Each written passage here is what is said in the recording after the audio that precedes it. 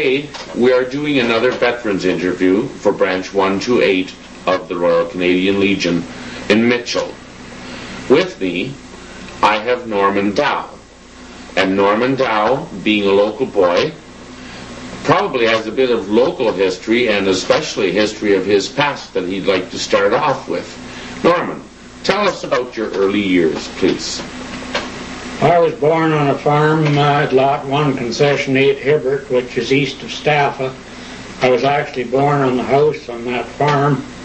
When I was 6-year-old, I went to number 2 Hibbert School, where Marvin McDonald taught for a number of years. He actually taught some of our boys. I only went to grade school. I didn't actually have to try my entrance because I got through on recommendation, and that was the extent of my schooling. I worked on the farm, and I worked for the neighbors, and that was we cut wood in the winter and drew manure for the neighbors, and that was my young life. We went to dances on Friday night and so on. That was about it. You were a farm boy. Why did you leave the comforts of being on the farm to join the military? I was called up in March of 1942 for 2 months compulsory military training. We went to Kitchener, and in taking the 2 months training, I decided that Hitler was crossing Europe and wiping everything out as he went. And if we didn't stop him there, we were going to have to face him here. So I decided to join up. And where did you take that training? It was number 10 Basic Training Center in Kitchener. Was this all that you needed then to become a full-fledged member of the military, or did you have to take further training beyond that? This was a compulsory 2 months training. To answer your question, my brother had joined the Navy a year before, and my dad was running the farm by himself, and food was very important. I didn't have to go any further. I could have gone home and stayed on the farm. But I stayed at Kitchener till April, May actually, and then I decided I was going to join the Signal Corps.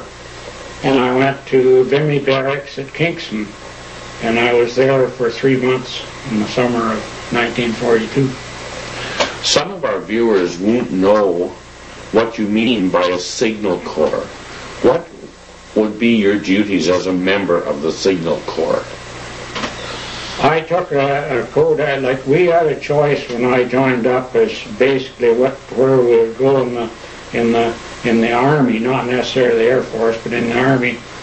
And I chose the Signal Corps, and I chose to be a driver because I thought, I always thought I was going to come home and farm, and I wanted to do something that would be of some benefit to me after I came home. So I chose to be a driver in the Signal Corps. And the Signal Corps were the communications people for all the Army. The signalman had to learn semaphore, Morse code. We had dispatch riders to take packages of documents, and we also strung telephone lines where we could do that. Was part of your training radio signals as well? I took a code aptitude course and passed it. I could have been a wireless operator, but again, as I say, I chose to be a driver. When we were training, the drivers sat in the front of the truck and looked out ahead, and the wireless operator sat in the back and looked back, and that didn't appeal to me, and I wanted to be a driver.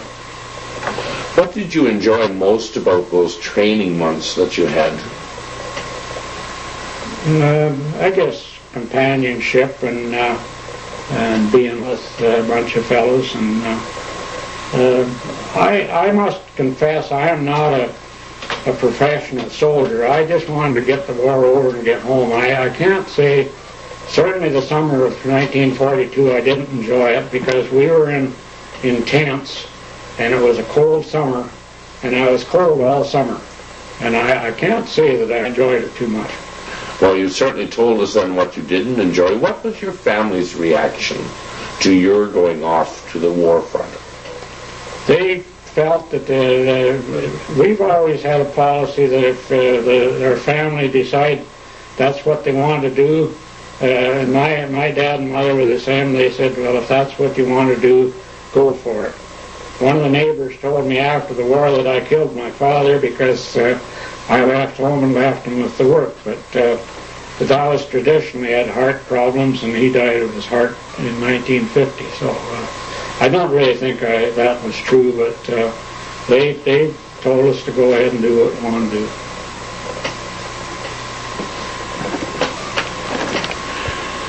Norman, you told us that you had some driver training, and this was something that you had chosen to do.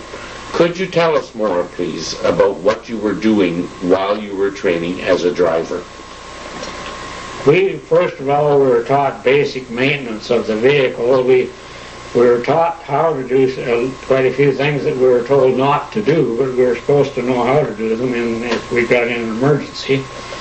And then there was a huge gravel pit nearby, and we got put into what they call 60 hundredweights, which were 3-ton trucks, and were taught to go through the 4 gear shifts, and there was 2 ranges in those 4 gears, so you were actually using 8 gears, and then there was a high and low axle in it. So you had to shift right down into low range, and you were not supposed to clash the gears while you were doing it too. And the Army taught you not to use your brakes unless you were in an emergency. You used the motor as a brake all the time. If you were going to slow down, you got down into a lower gear, and you practiced that you could do it by listening to the motor. And then we had to learn how to, say, look after a truck, to fold our tarp and check. First thing you did was check your oil and your tires and radiator and so on, just to make sure that, because if you got out in front of the enemy and your truck wasn't running, you were in bad shape.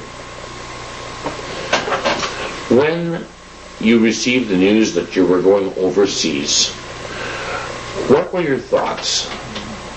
We were given an embarkation leave before we went, and I had applied for a harvest leave so that I could go home and help with the harvest.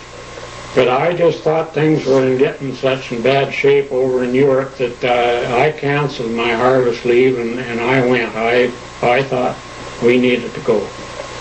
And when did you leave for overseas? I believe we left on the 8th of August, 1942. I was only in, a lot of people, I just wanted to help win the war. I never was a hero, and I assumed maybe I'd be staying in Canada for several years, but I was only in Canada 5 months, and I was on the boat, 8th of August. Tell us more about your trip across the Atlantic Ocean. We were, if you study history of the Second War, it was one of the worst times in the war for U-boats in the North Atlantic, and we were crossing at that time. We were on a troop convoy, and I believe there was 13 troop ships, 11 troop ships and 13 escorts. They valued men's lives, and we had more escorts than we had, that is, corvettes and destroyers, and I think that was basically what they were. And it was interesting. They were tacking. It took us 9 days to cross, and the ships were tacking, that is, going off in different directions all the time. You would look out to one side, and there'd be a ship over there, and the next time you looked, that wasn't the ship that was there at all. They were changing positions so that the U-boats couldn't get a clear target on anybody. And you would see the the destroyers and corvettes sometimes shoot off to the side, and you see the wake that they were really going, and then we could actually see the barrels of explosive on the backs of the corvettes, and you could see them rolling them off every once in a while. And then you just think somebody hit the steel side of your ship with a sledgehammer. It'd just be a tremendous bang, and then they would come back and form up in convoy again. And I was a poor sailor. I was seasick. The smell, we ate a lot of smoked herring, and the smell of salt water, smoked herring, and bodies. We were a lot of bodies below deck, and there was this mixed up smell, and the roll of the ship got my stomach squeamish, and we weren't allowed up on deck only for short periods of time, so it was not a pleasant voyage. Do you have any idea of how many men were on your boat? I don't recall it right now. I think there was like a regiment is something like 900 men, and they would say there was a full regiment plus other troops, so probably 1,000, 1,200 men. We were packed in like sardines. Some slept in hammocks, some slept on the table, some slept under the table, and we were crowded in there. And with you being rather ill from the effects that you have mentioned, I'm sure that trip was a little bit unsettling, to say the least. My stomach emptied out to where I had nothing in there except some green matter, and I began to concern about my health, and I would stand at the bathroom door with a piece of cheese and a piece of bread and eat them, and then eliminate them. It was not funny. Where did you land in Europe? We sailed right into Glasgow. The ship was called the Cameronia, and Glasgow was its home base. We sailed right into the city of Glasgow, up the Clyde River. And once you were there, what happened to you then? We were loaded on trains, and we landed there on the 18th of August, and we were loaded on troop trains and sent down to the south of England. On the way, the civilians were telling us that the Canadians had gone into Dieppe, and we thought really we were going to have a short life, because we were supposed to be trained soldiers, and if the Canadians had gone into Dieppe, we figured we were heading south, and that's where we were going. But we went down to a holding area down south of London, and were there. We were supposed to be trained on map reading and so on, and you have your northings and your eastings. You're supposed to read them in that order, and they gave us a map test, and when they tripped some of us up, and they said, "You guys think you're trained soldiers, you'll be dead in no time." So we had to take more training. I ended up at Horham, a little place called Horham, in November, with the outfit that I was with right through the war, 1st Canadian Division. Let's just backtrack for a moment, Norman. You thought you were going to Dieppe. Did that have any effect on your morale and the morale of your comrades who were setting out with you? Well, that was one of the first times we knew fear. It made you think that maybe life was going to be pretty short, because we really didn't think, I didn't think I'd be leaving Canada so quick, and then to get over there and find that we were heading right into battle sort of made you quake a little. This was a very important time in our lives. As a farm boy who was used to being out in the back field with a team of horses, to be involved in all this action with so many other people, it was a very important. You made new friends, and some of those friends they've just died in the last 2 or 3 years. Some of them we've been friends for years. but it was an important time. We were supposed to be, the first div was guarding the south coast of England against invasion. We really didn't have much to fight with, but it was a lot of bluff. We were afraid of Hitler coming right across the channel and invading England. But in the winter of 1943-44, we went up to Scotland and took assault training to prepare ourselves for the invasion that was coming up. We climbed the cliffs, scaled the cliffs. We were supposed to climb those and take an airport that was just inland and do assault landings where we landed. Our assault boat landed out maybe 500 feet from the shore because there was supposed to be a sandbar there, and you had to get out in the water and wade in. It was sort of amusing. There was we called them baby buggies. We had wireless sets, and they'd put one of these in a two-wheeled cart, and a man in front and a man behind. And one case there was two Englishmen with us, and one was about 6'5", and the other one was about 6'0" or 5'0", and they headed off for shore, and the little guy just disappeared. But the tall guy kept going, and eventually the little fellow came up out of the water again. But then we went back to the south of England for a month or two, and then back up to the south of Scotland, around a place called Shields, where they waterproofed our vehicles for the assault landing, so that they wouldn't rust out in the water, salt water. And at that point, they decided that the brigadier of the brigade should have a Bren gun carrier for going to forward positions from brigade, like to go up to a regiment. So they got this Bren gun carrier, which is a 6-ton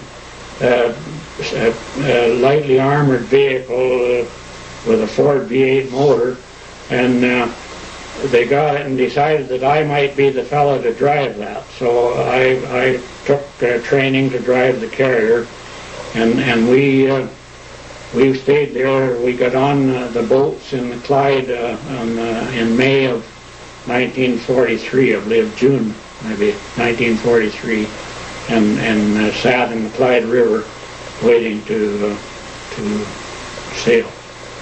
In passing, Norman, you were stationed largely in the south of England with little excursions up to Scotland, but we hear a lot about the Blitzkrieg of London. Were you actually involved with watching these German bombs go overhead, or the fighter planes that they had?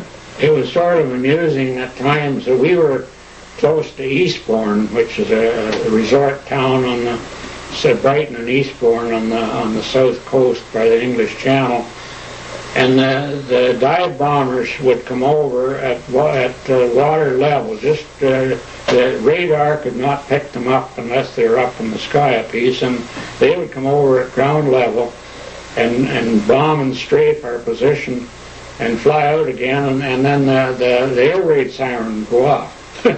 They'd come and gone, and the air raid siren would go off. But I don't recall being in London itself. That was a very bad time in London, but the only thing I recall about London was being there one time in what we call a pea soup fog, and how those taxi drivers ever drove. I couldn't see 3 feet in front of me. You could see a little yellow light sometimes, but it was a real pea souper. But as far as we were bombed and strafed in the south of England, but nothing.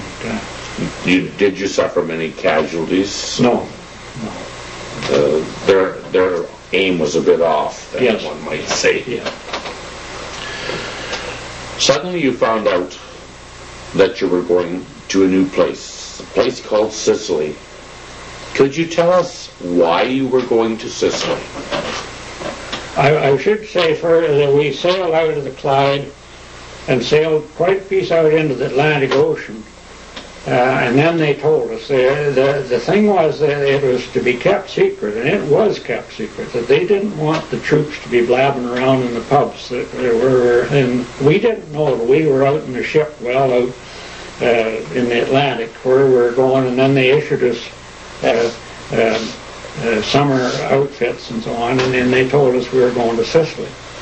And Churchill had said, Winston Churchill, the Prime Minister of England, had said that they're going to hit on the soft underbelly of Europe. Well, it really wasn't too soft an underbelly, but we sailed out in the Atlantic, through the Straits of Gibraltar, into the Mediterranean, and again, we were with a troop convoy, which was well protected. The carrier that I was going to drive was in a landing craft motors, sitting crossways on the deck of the ship we were on. Most of the transport went on other convoys and were sunk on the way down. A lot of my gear, equipment as I call it, got sunk. I never saw it again. But just the battle dress that I had with me was all I had. But we sailed through the Mediterranean and went right around Malta. If you look at a map, we went right around Malta on the south side, and then swung north and east, north and west and again, and landed on the east side of Sicily.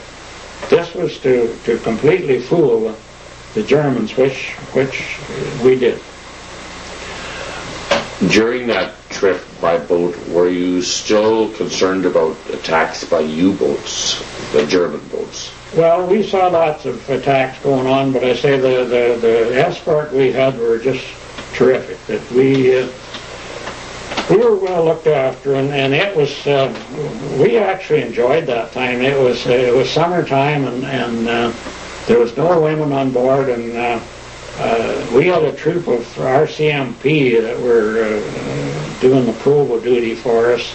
They were the only RCMP that I know of that were in the Army, but those guys were something else. They would lie out on deck, stripped, absolutely naked, just sunning themselves. We didn't wear too many clothes either, but these guys, they were real athletes. When we were up in Scotland, those guys could climb those hills as if there was nothing to them. They were real, and they were gentlemen too. What was your actual job in Sicily? I drove the Brigadier. This was really the most interesting period to me of the war, because the Brigadier would set up a forward command post, and he would have two of his regiments probably in the line in front of him, and he would have a representative from each of those regiments, plus somebody from the field artillery, somebody from the light anti-aircraft, and somebody from the supporting air branch that had landed at Pacino Airport. These people would be gathered in a little group, and I was and we had our wireless operator there too, by the way, and I was supposed to guard this little group to see that nobody snuck up on them, and so I was just sitting there watching what was going on, and I knew who was fighting who and where they were, and if there was a machine gun nest that had to be wiped out, the infantry would send a message back to our wireless operator, and he would get in touch with the artillery and the 25-pounder field artillery, and they would fire a shell up there, and the infantry would tell him how far off he was, and they would eventually get onto that target, and then they'd maybe fire about 5 or 6 guns, and they would wipe that nest out. And this was very interesting because I knew what was going on. In Sicily, the Canadian forces, of which of course you were a part, I would assume that your job basically was to drive the Germans out and back. Am I correct? That's right.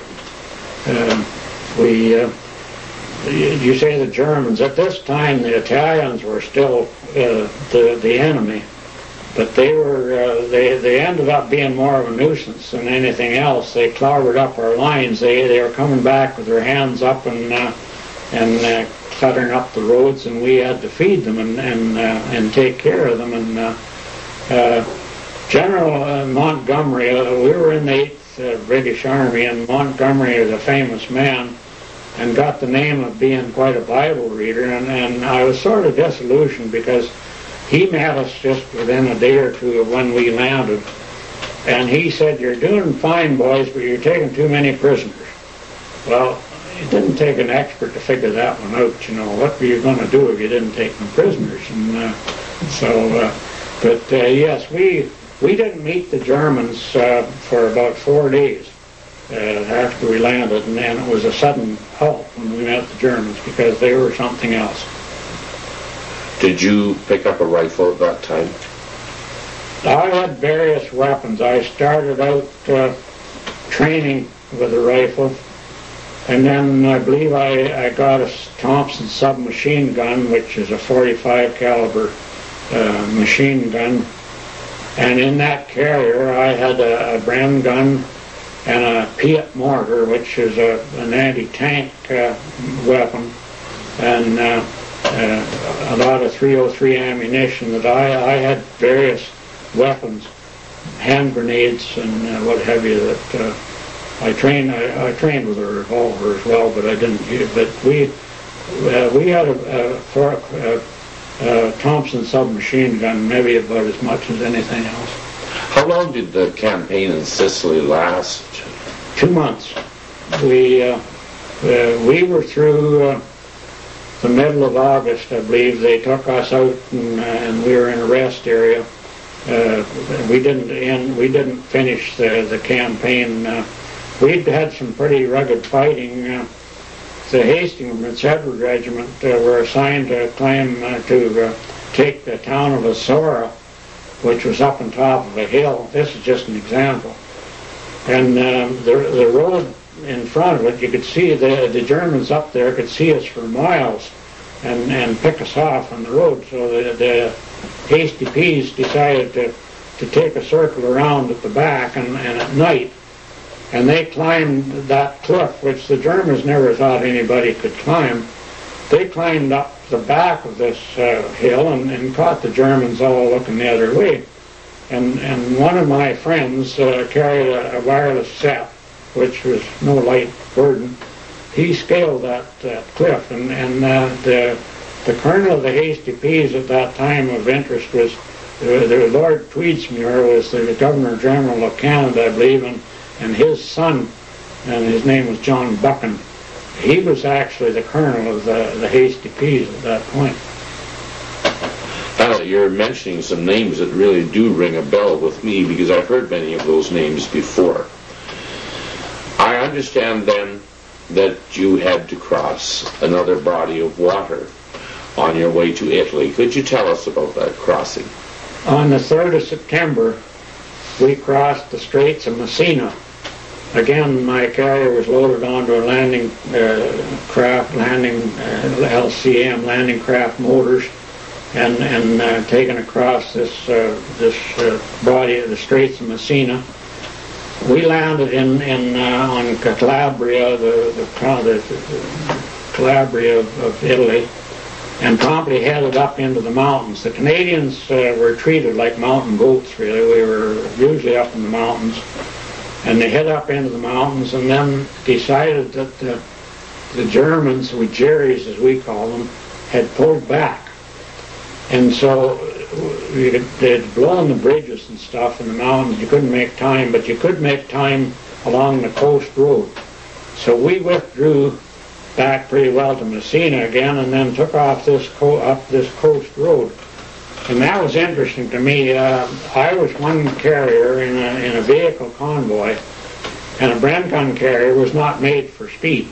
They had a top speed of 40 miles an hour, and that was flat out. And I was flat out most of the time trying to keep up with this this convoy, but we just beat up that coast for at least a day, trying to catch the Germans before. The thing was to catch them before they got dug in and got their tanks and field artillery and so on. They had a gun they called the 88 millimeter, which was a real deadly weapon, and they had a habit of digging those into a side of a hill and camouflaging the barrel, and you couldn't tell that they were there. And so you wanted to catch them before they got dug in, as we called it. You were obviously a very mobile group. What were your living conditions like during all this time? Well, there was times I felt sorry for the poor cooks. I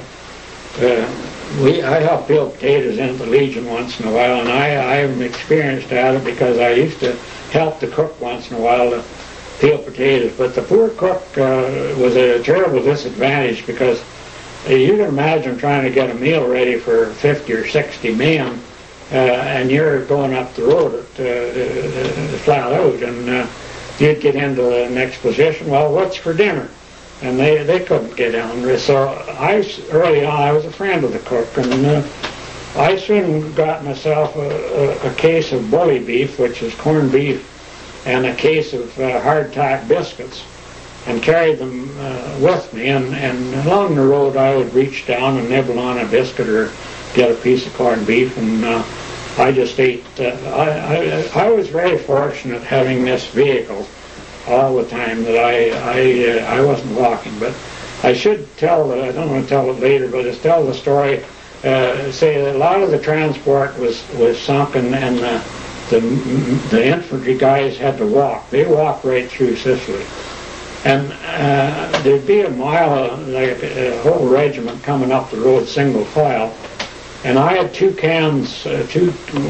gallon cans of water on my carrier. And one day I casually took one of these off and took a drink out of it, and the guy walking past gave me a drink. So I handed it to him, and he just kept handing it from one to the other, and they drank it all, and I went and got the other can and started them off on it, and they drank it. I didn't mind at all because I knew the water truck driver pretty well, and I wasn't going to be out of water very long. But those poor guys, well, it was 110 in the shade when we landed in Sicily. It was hot. And those guys walked all that road. Yes, that would have been a very trying time for them. Norman, please explain to myself and to our viewers the organization of the Canadian Army. Canada had one army. The states had several armies, but we had one army, and that one army had two corps. And First Corps, made up of 1st Div and 5th Div, were in Italy. And 2nd, 3rd, and 4th Divisions made up 2nd Corps, and they landed on D-Day on June the 6th, 1944 in France. From a corps, you go to divisions. There was 5 divisions. And as I say, First Corps had 1st and 5th Division. A division was made up of 3 brigades, and the 1st Div, which I was with, was 1st, 2nd, and 3rd Brigade. 1st Brigade was from Ontario. There was the RCR from London, the 48th Highlanders from Toronto, and the Hastings and Prince Edward Regiment from the Belleville, Trenton area. 2nd Brigade was a Western Brigade. The PP Princess Patricia Dragoon Guards from Vancouver, the Seaforth Highlanders from inland BC, and the Loyal Edmonton Regiment from Edmonton. 3rd Brigade was an Eastern Brigade. It was the Royal 22nd Regiment called the Bandoos, and the Cape Breton Highlanders and the West Nova Scotia Regiment. Those were the 3 brigades. And then First Brigade, Along with these were attached troops, and that's what we were I was with J Section Signals, attached to 1st Brigade, and signals were, I guess, corps troops, basically. There was also the Royal Canadian Army Service Corps and the Royal Canadian Ordnance Corps and the field artillery and the medium artillery and the heavy artillery, and there were a lot of different attached troops, anti-tank regiments and support people. That's basically how it goes. It certainly sounds very complicated to me, and I can understand why you would need good signalmen. Did you have any experiences that really gave you cause for concern? Well, there was one time, and I don't recall just where it was, but it was a real dry, dusty time. I think it was probably September of 1943 that I happened to be driving a Jeep right at the time with a wireless operator and an officer in it. And we pulled into this olive grove, and our regiments were going full speed ahead at the time, and they weren't lighting up alongside very much, so that there were still pockets of Germans just off to our side. And we pulled into this place, and 5 or 6 Sherman tanks came up the road, raising a great cloud of dust. It was a calm day, and this dust was going up about 40 feet in the air and just sitting there, and came up to where we were, and they pulled in where we were, and that the dust cloud just stopped there, just like a wall, and the Germans could plainly see that that's where those tanks were. So it wasn't long till we call them moaning minis, a multi-barrel, I think they're 5-barrel mortars, fired a shell over, and there'd been a truck with these tanks loaded with ammunition, and it hit that truck and started all this ammunition going off and burnt the driver. He came past wearing his army overcoat with his face all black, and he was burnt. Somebody threw his overcoat on him to put the fire out, and he was looking for a stretcher bearer to treat him. And I dug a slip trench, but the wireless operator hadn't had a chance to dig one, so he hopped into mine, and I was crouched down behind the front wheel of the Jeep, and I really thought this was the end. You've heard of your past going in front of you, and mine did. And I actually, they say there's no atheists, I actually prayed that if I got out of there, I would try to shape up a little bit and be a little better. But that was a pretty bad experience. But we survived it. As a soldier, you certainly were busy. Did you get any breaks or relief from your duties? After we got up the leg of Italy a piece, we came to a town, Campo Basso, which was quite a nice city. And the Canadians decided this would make a good place for what we call a leave center.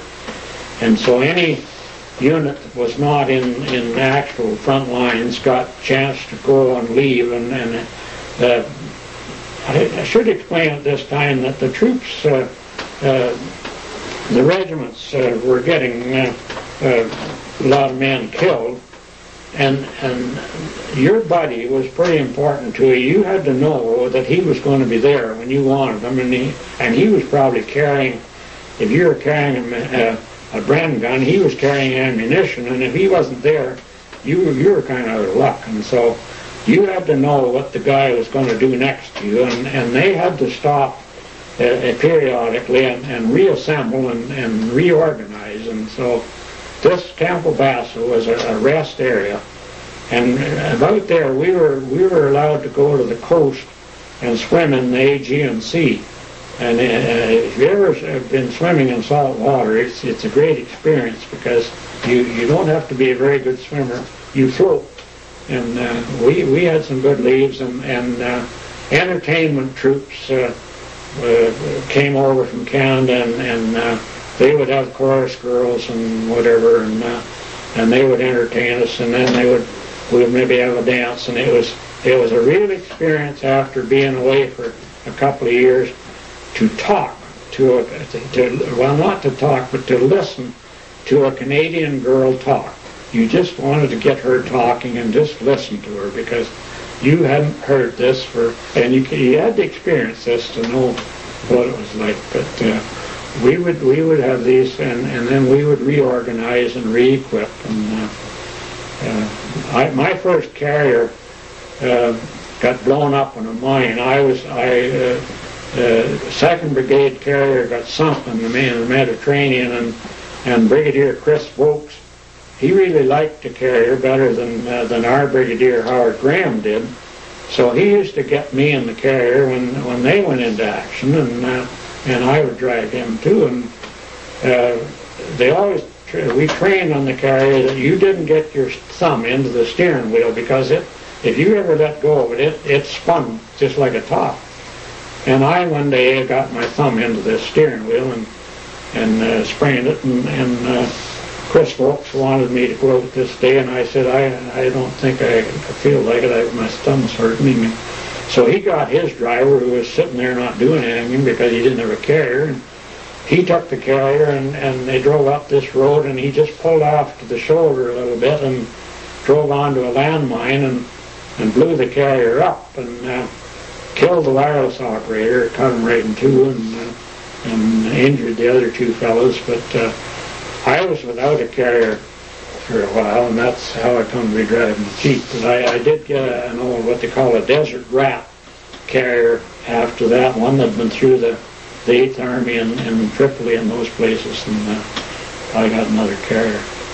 But we did have a leave center at Camp Basso, and then when we got up close to Ortona, I guess our outfit must have been in reserve, because we got word that any couple of guys that could get ready in a couple of hours to go could go to Naples for Christmas, and that was across the Apennines, I guess it is. We were on the east side, and Naples is on the west side of Italy, and we had to completely cross the leg of Italy to get over there.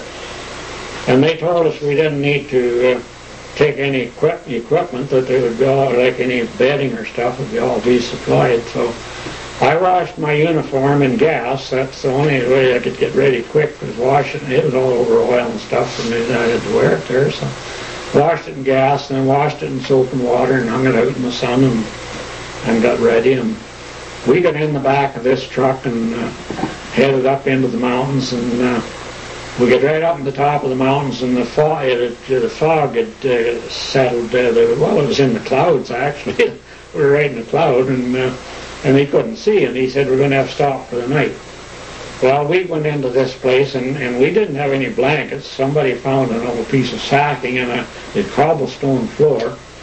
I laid it on the floor, and I laid down on it, and about midnight I woke up. I was just shaking all over, but couldn't do anything. I had to stay there every morning. So anyway, when I got to Naples, I had a real cold, but we did spend Christmas in Naples. I think that's where Humphrey Bogart and Noreen McCall entertained the troops. We actually were close to them, and we found out that the American soldier, the just ordinary soldier, was just very much like us. He was just the same as us. But we did go to Pompeii. If you've heard of Pompeii, where Mount Vesuvius erupted and buried this city. It was a resort town, and we did see Pompeii and the baths and all the other things that were in Pompeii. Did you just continue driving your Bren gun carrier or your Jeep for the remainder of the war at that time, or did something else happen? Sometime in the spring of 1944, they gave the brigadier an armored command vehicle. We call it the Pig. It was a great big armored vehicle, monstrous thing, and he didn't need the carrier anymore, so I was redundant. And if it hadn't been for our sergeant, I would have ended up in the infantry, because they were very short of people, and they didn't want anybody standing around doing nothing. So I would have ended up in the infantry, but he decided that we needed a section storeman. There was 70 men in the J section signals, and we all had gas masks and kit bags and stuff that the soldiers didn't carry with them day to day, and so I had all these. They decided to set up a truck, a 60 hundredweight truck with all this equipment, and I became. Before this time, I had become a driver mechanic, and I got 25 cents trades pay. We started out at $1.30 a day that is. That was our pay. Then I got 25 cents trades pay, and I got 10 cents. I became a lance corporal about that time, and so I ended up with $1.65 a day, which was pretty good pay. But anyway, I drove this storage truck, and I set up a platform inside it that I could, if we were moving, I'd fill it up with stuff, but otherwise I could clean it off and use it to sleep on, and slept on these two planks with about 3 or 4 blankets on them, and I was very comfortable. But at this time, we had a corporal that nobody really liked. He was a go-getter. He wanted to get ahead and get some more stripes and stuff, and nobody liked him. And the boys we liberated stuff from the Italians. They liberated this little pig. It was about the size of a kitten, and put it in his bed. And about supper time, and it was quite warm and comfortable there, and kept still, and he could get into bed, and they threw this pig, he threw it out on the floor. Well, I said, what are you going to do with it now? Well, they said, Daryl's a farmer, he'll know what to do. So I went to the cook, and I got some condensed milk and some flour maybe, and I mixed up with gruel, and I spoon-fed it, and it was just a little fellow. But it soon caught on, and then after a day or two, I went to the farmers or to the mill, and I got to grind up a bag of corn for me, and I made cornmeal and mixed milk with it. And well, as pigs do, it grew. It was a real pet. I would just let it run around and pick up swill from the kitchen and stuff. And I made a box for it in the back of the truck, and I could pick it up and throw it in there, but it soon got up to 100 pounds, and it was hard for me to throw in there, so I put its hoofs up on the running board of the truck. I wasn't nobody riding with me at the time, and hoof it up into the truck, and if it wanted to come over on my side, I'd hit it on the head with a screwdriver, and it would stay back. But we were going through a town, and I noticed the people just about breaking their neck. My truck had some shrapnel holes in the windshield, and I thought they were looking at that, but I decided that the pig was standing in there with his hoofs up on the dashboard, and these Canadians, the crazy Canucks. And but anyway, I kept that pig till he was 200. It kind of good Christmas time. We decided to butcher the pig and have him for Christmas, and so we ate pig. Yeah, well, that would be a treat. When we, I told you about going to Naples. Yeah, that's right. Yes, but I think maybe it's time that we talked about Ortona, Norman, because I understand from other veterans that Ortona was quite an experience. What happened to you there? We were. I said at the start, I'm no hero, and by this time, I was getting, there was advanced brigade and brigade headquarters, and advance was up with the troops within a half mile to a mile of the infantry, and brigade was back 2 or 3 miles, and by this time I was back further. That we were shelled continually, but there was one place we were in, and they used to send over an airburst. They knew about that time we were eating supper, and they would send over an airburst which burst up in the air, black smoke, and they would spot the target from that, and then they would set all their guns by it, and it would be very quiet till supper time. they would do this an hour ahead of time, and then they'd be quiet. When you were going for supper, well, as we say, all hell would break loose, and they taught us to get down and lie on your elbows. Don't lie on your chest, but keep your chest off the ground an inch or two and lie on your elbows and just stay there. And a shell could light 5 feet away and really not hurt you because it blew up. And if you stayed down, the guys that got hurt were the guys that said, I'm not safe here, I'm going to run. And they would run and they would get shrapnel because, anyway, I mentioned Chris Vokes earlier, I think. Our brigadier was not popular with the general, divisional general, because he called us his boys, and he protected us. If he decided that we weren't, that our infantry wasn't in shape to go in, he would say that our men aren't. Well, you didn't turn down Guy Granville Simmons, who was the general in charge of the division. If he said you go, you go. And Chris Vokes was not the same. The Western Brigade, I've studied a lot of Army history, the Western Brigade was really considered the elite brigade because Chris Vokes said, you guys go, and they went.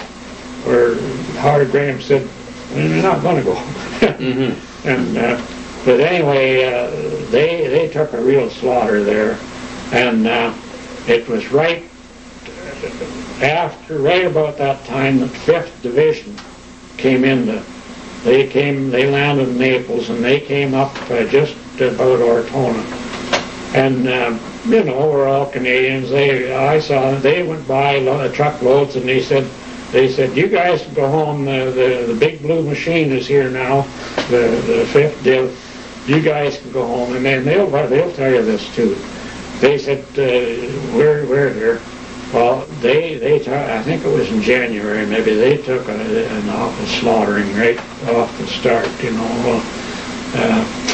I tell you a story about this that at Ortona, there was troops came there as reinforcements and went into the line, and the first thing their parents in Canada knew that they were there where they were killed in action. That's the first word they got, because they just went in there and they talk about keeping your head down.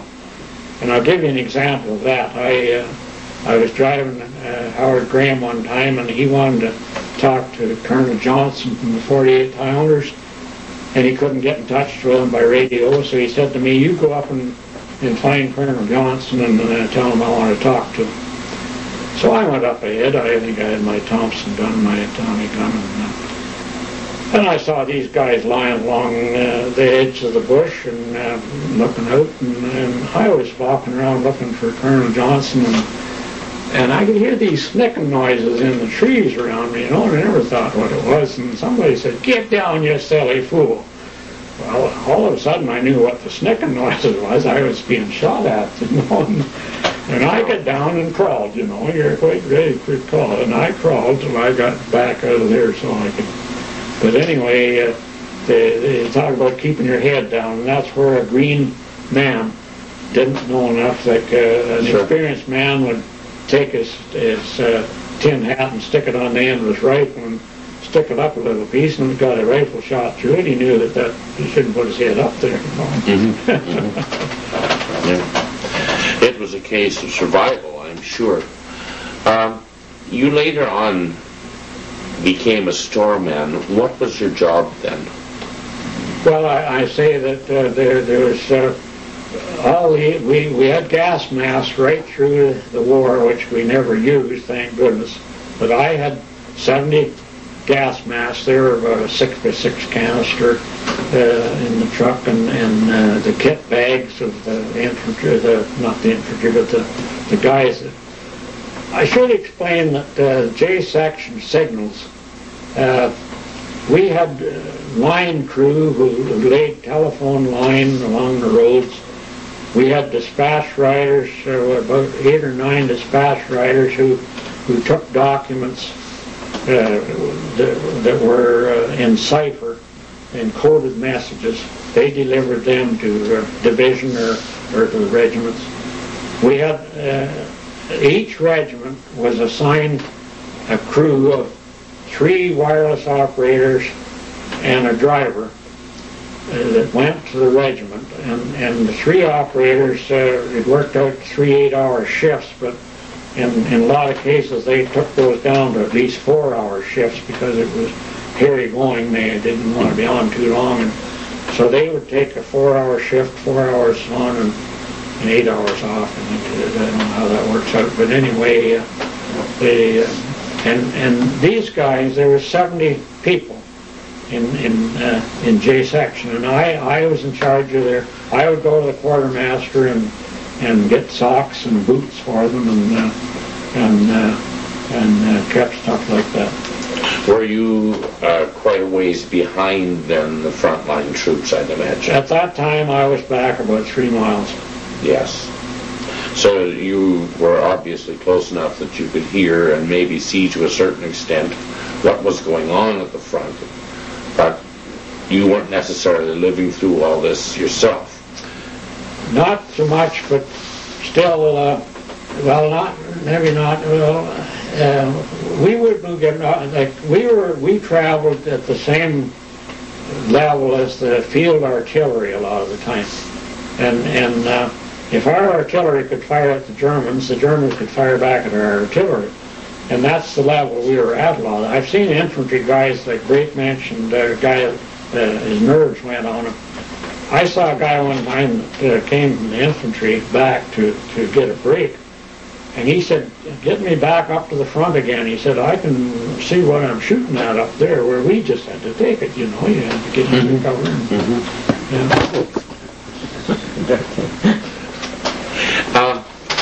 I don't know whether I'm rushing you along or not, Norman, and if I am, please say so.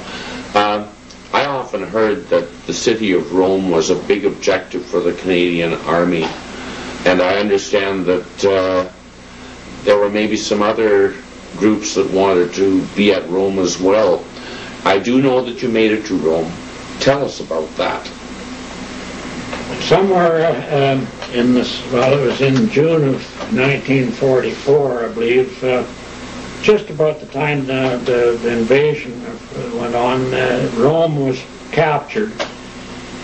The Americans, according to the books, captured Rome, but there was actually Canadians in Rome before the Americans got there, but the powers that be ruled that the Americans had to take Rome, and Rome became an open city. And so we were allowed to go there on leave. We were right then below Monte Cassino. You've probably heard of Monte Cassino. It was a real monastery. And I've seen it actually. And we were below Monte Cassino, and we got a chance to go to Rome on leave. And so I always took advantage of those things. And I wanted to go to the Vatican and see St. Peter's, and it's really a marvelous thing. You all the mosaics and so on. That it's really something to see. And we had a chance to have an audience, I guess you'd call it, with the Pope.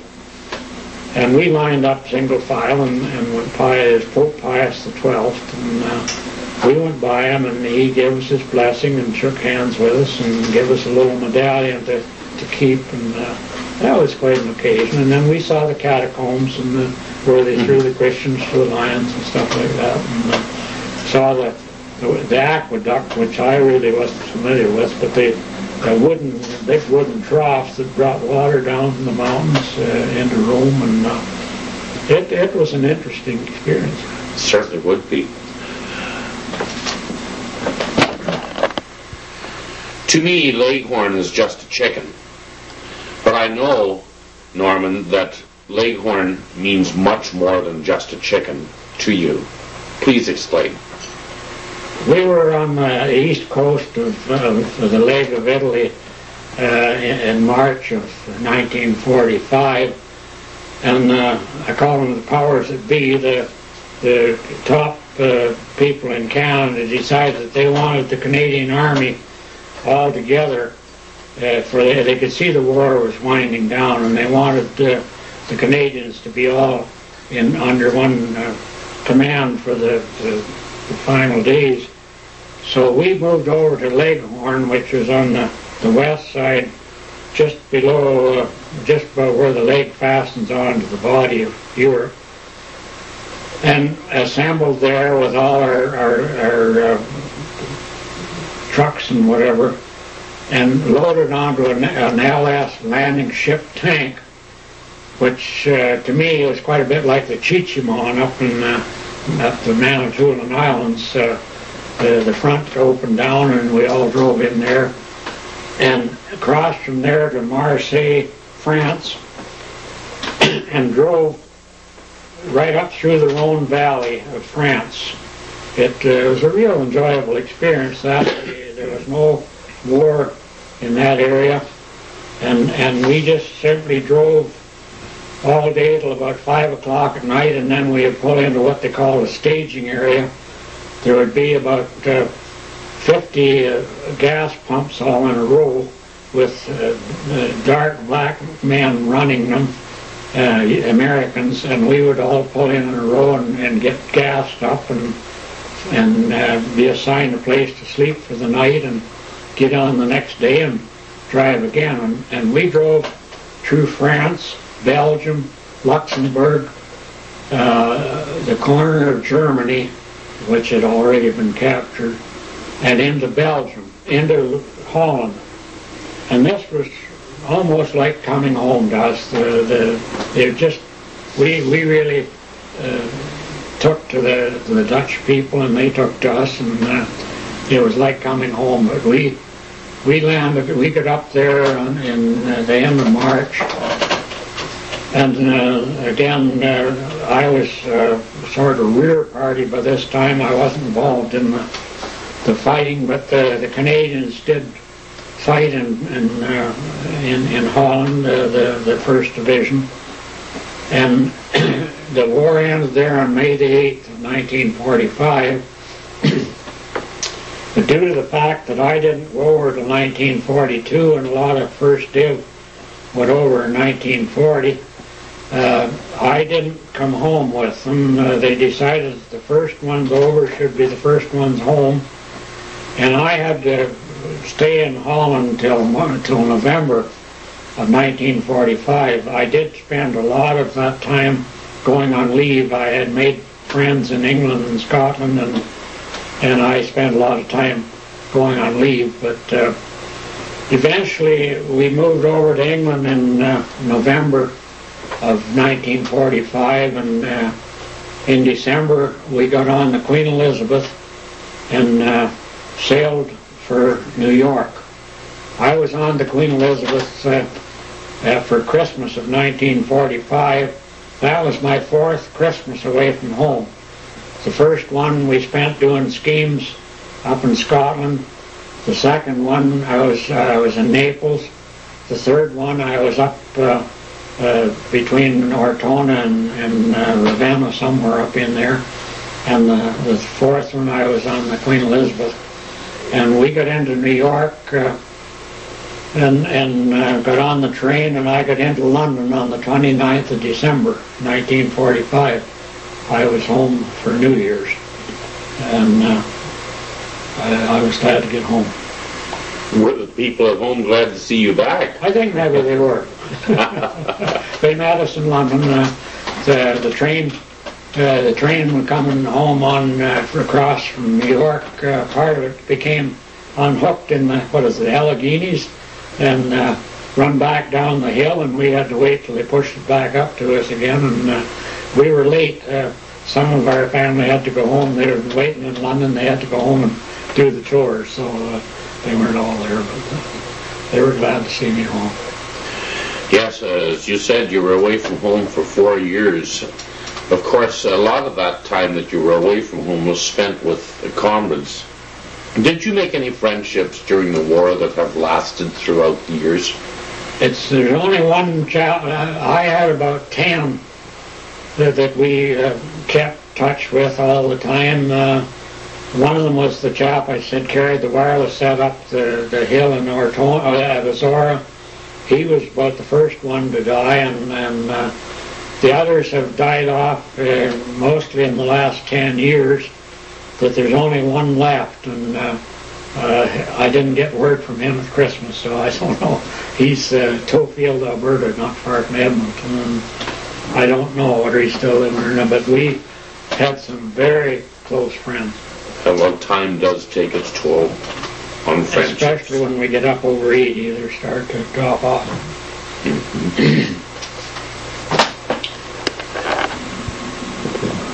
Norman, we have some pictures here in front of us. Could you tell us a little bit? First of all, this one, the single person. That was taken when I was on leave somewhere in Italy, and I say I'm a poor memory of places, but somewhere in Italy, that is what they call the Grand Hotel in that town, and we were there on leave, and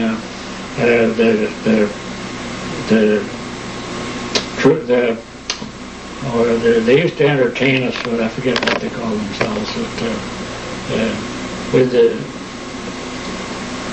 dumbbells and a whole lot of different. No, the dumbbells in the first. That was First World War. Yeah, Yes. I forget, but we were. But it was an entertainment. Yes, we were given a little entertainment, and we also had to drill and get ourselves back in shape again for the next time in. But that was out of leave. And how about this picture of the two? That is my cousin Mervyn, who is in the Air Force, and myself. Mervyn married an English girl from Yorkshire, and I actually spent several leaves at their place and helped her grandfather dig the garden, and Betty and I went to a few shows along with her sister and her friend and so on, and we had some good leaves with them. But Mervyn is I call it my double cousin, and we were closer than brothers actually. Both farm boys. I'm going to hand you a little book now and remove the pictures, and perhaps you'll be able to tell us a few interesting things about that book that I passed to you. It's your book, of course. This book tells the history of the time from when you joined the Army till you were discharged, and it's signed by an officer. Each item is signed in there as to what you did and when you did it. If you get into a dispute as to when you left Leghorn and landed in Marseille, it's all in this little book. And then further on, it's every time you drew out some pay, what it was for, or what pay you drew. And I learned early on not to draw pay. I loaned a fella some money one time, and he said, "I'll pay you back payday." I had some money, and I loaned it. And he said, "I'll pay it." And I went to him on payday, and I said, "I loaned you £5. He said, "You so-and-so, what kind of a guy are you?" And so after that, I never drew any. I sent my money home. I never drew any more pay. And another book. I've heard many stories about this book. This is a New Testament, and we were issued this as soon as we joined up. And we carried it in our in our left breast pocket. And I never had the experience, but I know others did, of a bullet that was just about spent, instead of getting into the person's heart, ended up in the New Testament. And that wasn't their only use, but it was one. But that's my original New Testament. I might say it looks well read.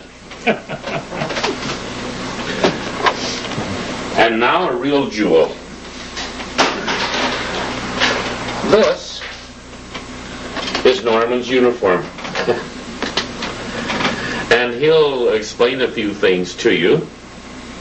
I can't tell you exactly, but we got each of there's I think 5 to maybe 6 different ribbons here, and they all mean something. This was joining up and going overseas, and this was going to Italy, and this was France and Germany, and this was Western Europe, I believe, or something to that order.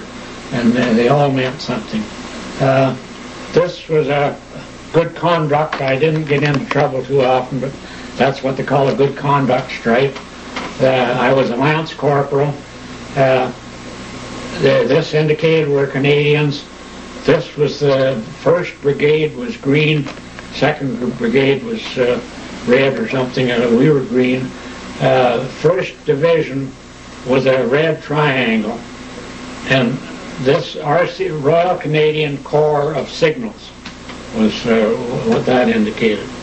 And then on this arm I have chevrons, they call them, service chevrons, 3 years of service in the overseas. Could you explain why you've put a poppy on this pocket? We had the Legion asked us to set up a display, or we had the privilege of setting up a display in a storefront at Remembrance Day, and they wanted to feature Italy in 2003. So I took in my uniform, and we had the poppy on it. It's for Remembrance Day for those that fought and died in the 2 world wars. But we had the uniform in the store window. Would there have been headgear with this? Yes, I have my beret.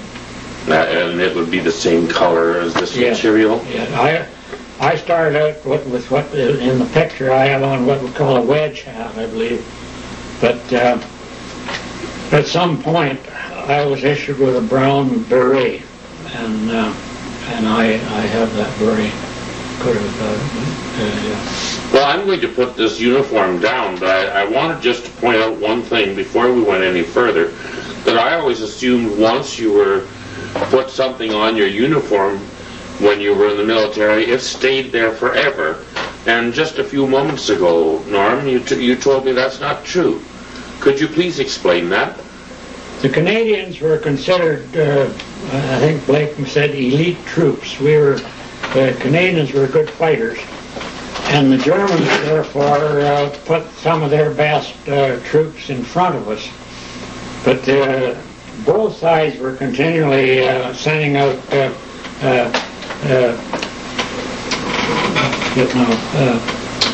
scouts to try and catch somebody to see who was there. And if we found out that the Germans had moved and put some weaker outfit in front, and they were going to try to punch through the line over a piece, we would take down all our flashes, everything that was on our uniform to identify who we were, and paint our numbers over on our trucks, and pull back from the line at night, and maybe go across country about 50 miles, and then turn and go up into the line again, and hit them there, hoping that they had some weaker people in front of that position, and you'd get through their line. So this happened quite often. We were shuffling around that way and had to take down all our. We didn't sew them on too well after a while because we knew we were going to take them off. Because they had spies. There was 5th column people floating around, and if they saw that you moving cross country, they would alert the enemy. But if they couldn't tell who you were, they couldn't do anything. Yes, and of course you always had to be on the defense against spy information such as that. Norman, this has been a most interesting time with you. Is there anything else you'd like to say about your experiences during World War II? Well, Wynn can tell you I get sort of mad sometimes. I read a lot of war books, and I wonder why we don't learn anything. That I read wars, First War and wars, and we don't seem to learn anything. That I'm going to say big shots dream up these things, and the common soldier gets shoved in there and is made cannon fodder, and we lose a lot of. Some of us wonder why we got left, and some of those other pretty nice guys got killed, and for what? You know, the First World War, they said, well, this is the war to end wars. And 20 years later, we were at it again. And we don't seem to learn.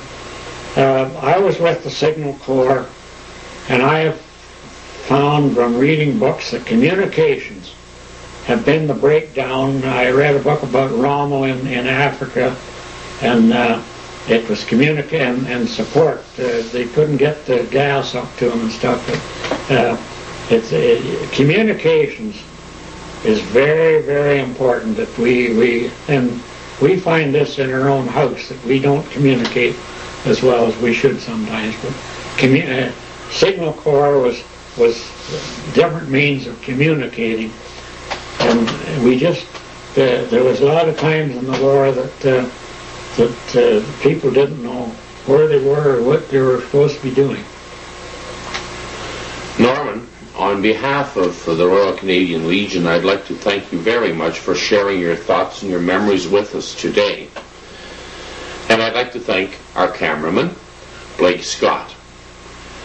Hope to see you in our next interview for Branch 128 Veterans Memories.